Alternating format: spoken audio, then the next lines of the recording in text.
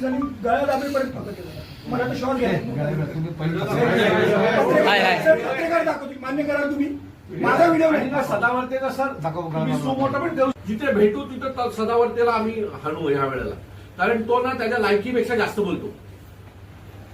खरं तर पक्षाकडनं आम्हाला आदेश नाहीत म्हणून, आम्हाला आदेश आहेत की अशा फालतू माणसाच्या नादाला लागू नका म्हणून.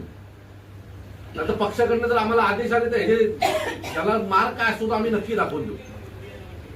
तुम्ही याच्यावर कायदेशीर कारवाई. बाप्पाची औलाद असेल तर त्यांनी 4 तारखेला मीरा भाईंदरमध्ये यावं, त्याचं चॅलेंज मी स्वीकारलं. मराठी सक्तीच्या वरून सांगितलं की 15 लाख रिक्षावाले आंदोलन करणार आले 15 लाख. अहो मी काल अधिकृत आरटीओ कडनं आकडा घेतला तर आपल्या MMR रिजन मध्ये 4,10,000 रिक्षा आहेत. कुठून आले?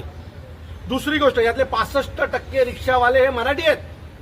मुंबईतला काही भाग सोडला आणि ठाणे शहर किंवा मीरा भाईंदर मधला काही भाग सोडला तर बाकीच्या संपूर्ण कल्याण, डोंबिवली, ठाणे या भागामध्ये प्रचंड मोठ्या प्रमाणात मराठी रिक्षावाले आहेत. 65% वरती रिक्षावाले मराठी आहेत आणि बऱ्यापैकी जे भैया रिक्षा चालवतात त्याचं परमिट मराठी माणसाचं आहे.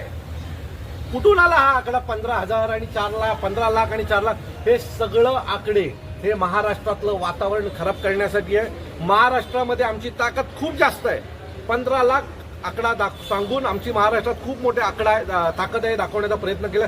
खरं तर महाराष्ट्रामध्ये सगळ्यात जास्त मोठ्या संख्येने रिक्षा चालक हे मराठी आहेत. तुम्ही पाहिजे तर तुमच्यापैकी अनेक पत्रकारांनी मागच्या 4 दिवसात आमच्या अनेक मराठी रिक्षा चालकांच्या बाईट घेतलेल्या आहेत. तुम्ही त्यांना ऐका.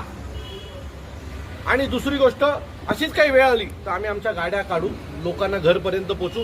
महाराष्ट्रातल्या कुठल्याही माणसाला त्रास होईल असं 4 तारखेला घडणार नाही हे खात्रीने सांगतो. पण त्याच्यानंतर जर रिक्षा रस्त्यावर उतरवल्यात तर त्या रिक्षा युपीलाच पाठवू तुमच्यासोबत. संजय निरुपमने सुद्धा याचं समर्थन केलेलं नाही. त्यांचं असं म्हणणं आहे की दोन गट पडले. मंत्र्यांनी सांगितलं की परमिट रिक्षा पाहिजेत, मराठीत पाहिजे. संजय निरुपम म्हणतात की परमिट रद्द करू नका. संजय निरुपमाने स्वतःला सांभाळावं असं